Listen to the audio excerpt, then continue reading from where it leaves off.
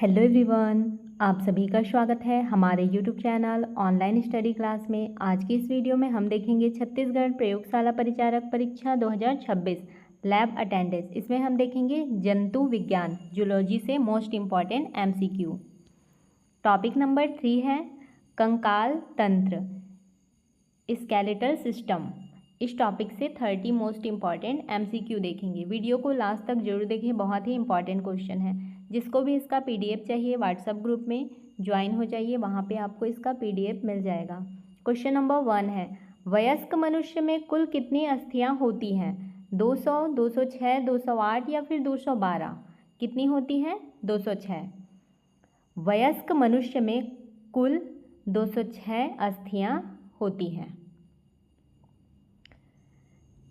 वयस्क मानव कंकाल में कुल 206 अस्थियां होती हैं, जबकि नवजात शिशु में लगभग 300 अस्थियां होती हैं। क्वेश्चन नंबर 2 है मानव शरीर का सबसे लंबा अस्थि बोन है? Tibia, radius, femur, humerus? Right answer है इसका option number C, femur. Femur क्या है? मानव शरीर का सबसे लंबा अस्थि है, सबसे लंबा बोन फीमर। फीमर अर्थात जांघ की अस्थि। फीमर किसको कहा जाता है? जांघ की अस्थि को। यह मानव शरीर की सबसे लंबी एवं मजबूत अस्थि है। क्वेश्चन नंबर 3 है शरीर की सबसे छोटी अस्थि है? Steps, malice, ulna, scapula? Right answer है ऑप्शन नंबर ए, स्टेप्स। ये क्या है? शरीर की सबसे छोटी अस्थि, स्टेप्स। स्टेप्स मध्य कर्ण में स्थित शरीर की सबसे छोटी अस्थि है। मध्य कर्ण में स्थित स्टेप्स शरीर की सबसे छोटी अस्थि। क्वेश्चन नंबर 4 है मानव शरीर में कुल कितनी कशेरुकाएं वर्टेब्रे होती हैं? 26, 30, 33 या फिर 34? कितनी होती हैं? 33, 33। मानव शरीर में कुल कितनी कशेरुकाएं होती हैं? 33 कशेरुकाएं। मानव में कुल 33 कशेरुकाएं होती हैं, जिनमें कुछ आपस में जुड़कर वयस्क में 26 अस्थियों का निर्माण करती हैं। क्वेश्चन नंबर 5 है पसलियों रिब्स की कितने जोड़े होते हैं? 10, 11, 12 या फिर 14? कितने होते हैं? 12। पसलियों के कितने जोड़े होते हैं? 12 जोड़े। मनुष्य में कुल 12 जोड़ी पसलियां होती हैं। क्वेश्चन नंबर 6 है अस्थि और अस्थि को जोड़ने वाला ऊतक कहलाता है? क्या कहलाता है? कंडरा, टेंडन, उपास्थि, इसको क्या कहा जाता है? उपास्थि को कार्टिलेज, स्नायुबंध, लिगामेंट या फिर मांसपेशी? मांसपेशी को क्या कहा जाता है? मसल्स। तो अस्थि और अस्थि को जोड़ने वाला ऊतक कौन सा है? स्नायुबंध, लिगामेंट। ये क्या करता है? अस्थि और अस्थि को जोड़ने वाला ऊतक है। लिगामेंट दो अस्थियों को जोड़ता है, जबकि टेंडन क्या करता है? मांसपेशियों को अस्थि से जोड़ता है। ये पॉइंट याद रखना है। क्वेश्चन नंबर 7 है कंडरा टेंडन जोड़ती है, किसको जोड़ती है? अस्थि से अस्थि, मांसपेशी से अस्थि, उपास्थि से अस्थि या फिर अस्थि से तंत्रिका? तो कंडरा टेंडन किसको जोड़ेगी? मांसपेशी से अस्थि को जोड़ती है। ये टेंडन मांसपेशियों को अस्थियों से जोड़ता है। क्वेश्चन नंबर 8 है मानव शरीर की सबसे मजबूत अस्थि है? Femur, mandible, humerus, tibia? Right answer है ऑप्शन नंबर बी। क्या है? मैंडिबल। ये क्या है? मानव शरीर की सबसे मजबूत अस्थि है। निचले जबड़े की अस्थि को क्या कहा जाता है? मैंडिबल शरीर की सबसे मजबूत अस्थि मानी जाती है। क्वेश्चन नंबर 9 है अस्थियों में कैल्शियम किस रूप में जमा रहता है? CaCl2, CaSO4, कैल्शियम फास्फेट या फिर CaCO3? राइट आंसर है option number C, calcium phosphate के रूप में। अस्थियों में कैल्शियम किस रूप में जमा रहता है? कैल्शियम फास्फेट के रूप में। अस्थियों में कैल्शियम मुख्यतः कैल्शियम फास्फेट के रूप में संचित रहता है। क्वेश्चन नंबर 10 है, मानव खोपड़ी स्कल्स में कुल कितनी अस्थियां होती हैं बोल रहे हैं। 22, 24, 26 या फिर 29। कितनी होती है? 22। मानव खोपड़ी में कुल 22 अस्थियां होती हैं। खोपड़ी में 8 कपालीय तथा 14 मुखी अस्थियां होती हैं। टोटल कितने हो गए? 14 और 8 22। सही मिलान आधारित क्वेश्चन है। सूची 1 एवं सूची 2 का सही मिलान कीजिए बोल रहा है। फीमर दिया हुआ है। फीमर क्या है? सबसे लंबी अस्थि है।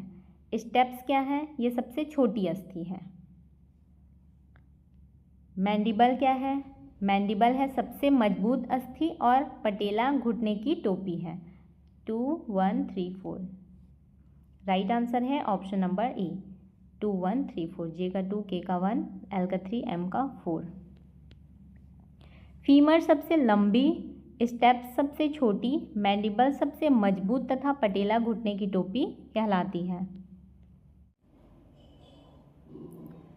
क्वेश्चन नंबर 12 है, सही मिलान कीजिए। लिगामेंट दिया हुआ है, ये क्या करता है? लिगामेंट अस्थि से अस्थि को जोड़ता है। टेंडन का कार्य है मांसपेशी को अस्थि से जोड़ने का।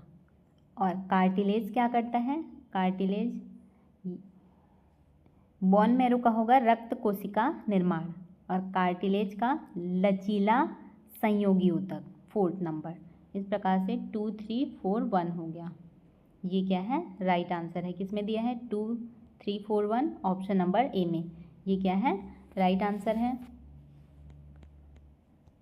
बोन मैरो में रक्त कोशिकाओं का निर्माण होता है। क्वेश्चन नंबर 13 है, सही मिलान कीजिए बोल रहा है। इसका सही मिलान करते हैं। क्या क्या दिया हुआ है? यहाँ पे दिया है सर्वाइकल वर्टिब्रे। सर्वाइकल वर्टिब्रे का क्या होगा?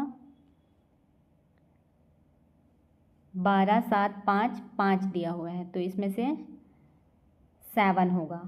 सर्वाइकल वर्टिब्रे का 7 2 हो गया। नेक्स्ट है थोरेसिक वर्टिब्रे। थोरेसिक का होगा 12, और लंबर वर्टिब्रे का क्या हो जाएगा? इसका हो जाएगा 5, और लास्ट में दिया है सैक्रल वर्टिब्रे, इसका 5, संयुक्त रूप से 5। 2 1 3 4 2 1 3 4 2 1 3 4 ऑप्शन नंबर ए में दिया हुआ है। ये राइट आंसर है। एक बार फिर से देखते हैं। सर्वाइकल का 7, थोरेसिक वर्टिब्रे का 12, लंबर का 5 और स्क्रेल वर्टिब्रे का 5 संयुक्त। ये पॉइंट याद रखना है। कथन और कारण वाले प्रश्न हैं। क्वेश्चन नंबर 14 है, कथन ए में बोला गया है लाल अस्थि मज्जा में आरबीसी का निर्माण होता है। सही है। लाल अस्थि मज्जा में क्या होता है? आरबीसी का निर्माण होता है। इसका कारण क्या है? लाल अस्थि मज्जा रक्त निर्माण का प्रमुख स्थान है। सही है। इसका राइट आंसर है ऑप्शन नंबर ए। दोनों सत्य है तथा आर सही व्याख्या है। लाल अस्थि मज्जा में रक्त कोशिकाओं का निर्माण होता है, जिसे हीमोपोएसिस कहते हैं। क्या कहते हैं? हीमोपोएसिस। क्वेश्चन नंबर 15 है, कथन है उपास्थि कार्टिलेज में रक्त वाहिकाएं नहीं होती बोल रहा है। सही है। कारण यह पोषण विसरण डिफ्यूजन द्वारा प्राप्त होती है। सही है। रीजन भी सही है। राइट आंसर है ऑप्शन नंबर ए। दोनों सत्य है तथा कारण सही व्याख्या है। कार्टिलेज अवस्कुलर ऊतक है। कार्टिलेज क्या है? अवस्कुलर ऊतक, इसलिए पोषण विसरण द्वारा होता है, डिफ्यूजन के द्वारा होता है, क्योंकि वो क्या है? अवस्कुलर ऊतक है। क्वेश्चन नंबर 16 है, कथन है नवजात शिशु में अस्थियों की संख्या वयस्क से अधिक होती है। सही है। नवजात में 300 होती हैं और वयस्क में 206। कारण कई अस्थियां वृद्धि के साथ आपस में जुड़ जाती हैं। सही है। पहले नवजात में अधिक होती हैं, फिर वो अस्थियां बाद में वृद्धि होने के साथ साथ आपस में जुड़ जाती हैं और कितनी बच जाती हैं? 206। तो राइट आंसर क्या है इसका? ऑप्शन नंबर ए, दोनों सत्य है तथा कारण सही व्याख्या है। जन्म के समय लगभग 300 अस्थियां होती हैं जो बाद में जुड़कर 206 रह जाती हैं। क्वेश्चन नंबर 17 है, कशेरुक स्तंभ का ऊपर से नीचे सही क्रम, ऊपर से नीचे कशेरुक का, तो इसमें क्या क्या दिया हुआ है? सर्वाइकल, थोरेसिक दिया हुआ है, लंबर दिया हुआ है और स्क्लेरल सेक्रल दिया हुआ है। तो इसका राइट आंसर क्या है? पहले जमा लेते हैं फिर आंसर देखेंगे। पहले नंबर पे आएगा सर्वाइकल, दूसरे पे आएगा थोरेसिक, तीसरे पे लंबर और फिर स्क्रल, ये क्या आएगा? स्क्रल फोर्थ नंबर पे, एक ही लास्ट बचा हुआ है। तो JKLM ये क्या है? सही क्रम है, ऑप्शन नंबर ए में दिया हुआ है JKLM, ये राइट आंसर है। गर्दन आएगा, फिर वक्ष, फिर कटी, फिर त्रिक, क्षेत्र का यही क्रम सही है। क्वेश्चन नंबर 18 है, भुजाओं की अस्थियों का निकट से दूर की ओर सही क्रम, निकट से दूर बोल रहे हैं, जो भुजाओं की अस्थियां होती है ना उसको निकट से दूर की ओर जमाना है। तो इसमें क्या क्या दिया हुआ है? ह्यूमरस दिया हुआ है, रेडियस दिया है, अल्ना और कार्पल्स। तो इसमें सही क्रम सबसे पहले ह्यूमरस आएगा, सबसे निकट है ये निकट, उसके बाद आएगा अल्ना, ये दूसरे नंबर पे आएगा, फिर रेडियस आएगा तीसरे नंबर पे और लास्ट में आएगा कार्पल्स। JLKM किस में है? ऑप्शन नंबर बी में, ये क्या है? राइट आंसर है। ह्यूमरस ऊपरी भुजा में तथा रेडियस अल्ना अग्रभुजा में और कार्पल्स कलाई में होती है, निकट से दूर की ओर, ये सही क्रम है। क्वेश्चन नंबर 19 है, मानव शरीर की सबसे लंबी अस्थि है, टीबिया, रेडियस, फीमर, फिबुला, कौन सी है? मानव शरीर की सबसे लंबी अस्थि पूछा है तो फीमर, ऑप्शन नंबर सी क्या है? राइट आंसर है। फीमर जांघ की अस्थि है और सबसे लंबी अस्थि होती है। क्वेश्चन नंबर 20 है, घुटने की टोपी कहलाती है, स्कैपुला, पटेला, फीमर, टार्सल, क्या कहलाती है? पटेला, पहले क्वेश्चन में देख चुके हैं इसको। घुटने की टोपी कहलाती है पटेला। पटेला घुटने के सामने स्थित होती है। क्वेश्चन नंबर 21 है, मानव शरीर का अक्षीय कंकाल कितनी अस्थियों से बना होता है? क्या पूछा है? मानव शरीर की अक्षीय कंकाल स्केलेटन कितनी अस्थियों से बनी होती है? 80, 126, 206 या फिर 33? तो इसका राइट आंसर है ऑप्शन नंबर ए 80। मानव शरीर की अक्षीय कंकाल एक्सियल स्केलेटन 80 अस्थियों से बना होता है। अक्षीय कंकाल में खोपड़ी, कशेरुक स्तंभ तथा पसलियां सम्मिलित होती हैं। क्या क्या सम्मिलित होती है अक्षीय कंकाल में? खोपड़ी, कशेरुक और पसलियां। क्वेश्चन नंबर 22 है, उपांगीय कंकाल अपेंडिक्यूलर स्केलेटन, क्या बोला है? उपांगीय कंकाल में अस्थियों की संख्या पूछा है। अपेंडिक्यूलर स्केलेटन में कितनी होती है? 80, 100, 126 या 206? इसमें 126 होती है इनकी संख्या, अस्थियों की संख्या। उपांगीय कंकाल अपेंडिक्यूलर स्केलेटन में अस्थियों की संख्या कितनी होती है? 126। उपांगीय कंकाल में भुजाएं, पैर तथा उनकी मेखलाएं सम्मिलित होती हैं। इसमें क्या क्या सम्मिलित होती हैं? उपांगीय कंकाल में भुजाएं, पैर तथा उनकी मेखलाएं। क्वेश्चन नंबर 23 है, कंधे की मेखला इसको क्या कहा जाता है? पेक्टोरल गार्ड में कौन सी अस्थियां होती हैं? स्कैपुला एवं क्लेविकल, फीमर एवं टीबिया, रेडियस एवं अल्ना, मैंडिबल एवं मैक्सिला, क्या होती हैं इसमें? स्कैपुला एवं क्लेविकल, ये होती है कंधे की मेखला में, ये दोनों अस्थियां शामिल होती हैं, स्कैपुला और क्लेविकल। पेक्टोरल गार्ड में कैलिविकल और क्या होता है, दो स्कैपुला से मिलकर बनती है ये। क्वेश्चन नंबर 24 है, श्रोणि मेखला किससे संबंधित होती है? पेल्विक गार्ड किससे संबंधित होती है? Pelvic guard. अग्रपाद, पश्चपाद, खोपड़ी या फिर पसलियाँ? राइट आंसर है ऑप्शन नंबर बी, पश्चपाद से। श्रेणी मेखला पेल्विक गार्ड किससे संबंधित होती है? पश्चपाद। पेल्विक गार्ड पश्चपाद लोअर लिम्स को धारण करती है। क्वेश्चन नंबर 25 है, हड्डियों की वृद्धि में कौन सा विटामिन महत्वपूर्ण है? Vitamin A, vitamin C, vitamin D या फिर विटामिन के? राइट आंसर है option number C, vitamin D. हड्डियों की वृद्धि में कौन सा विटामिन महत्वपूर्ण है? Vitamin D. Vitamin D calcium की अवशोषण में सहायक होता है। क्वेश्चन नंबर 26 है, रिकेट्स रोग किसकी कमी से होता है? Vitamin B12, vitamin C, vitamin D या फिर विटामिन ए? राइट आंसर है option number C, vitamin D की कमी से रिकेट्स रोग होता है।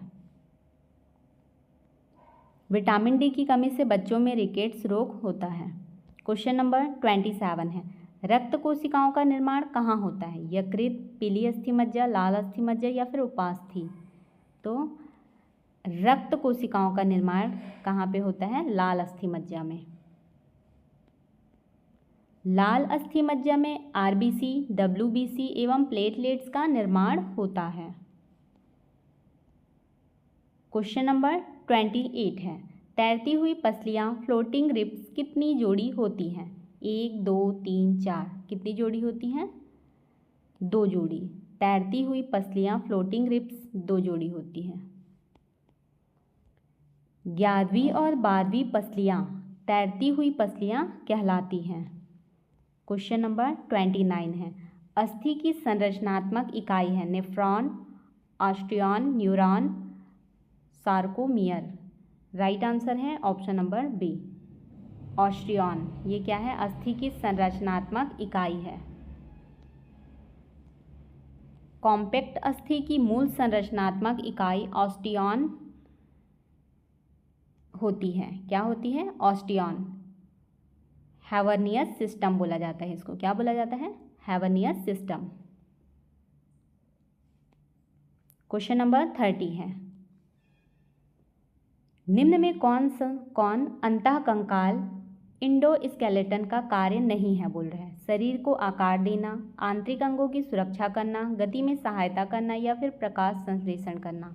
तो राइट आंसर है ऑप्शन नंबर डी, प्रकाश संश्लेषण करना। क्योंकि यहाँ पे क्या पूछा है? निम्न में से कौन सा अंतःकंकाल इंडोस्केलेटन का कार्य नहीं है पूछा है? तो प्रकाश संश्लेषण करना राइट आंसर है।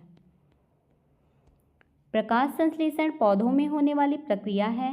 अंतःकंकाल का कार्य शरीर को सहारा, सुरक्षा और गति प्रदान करना है।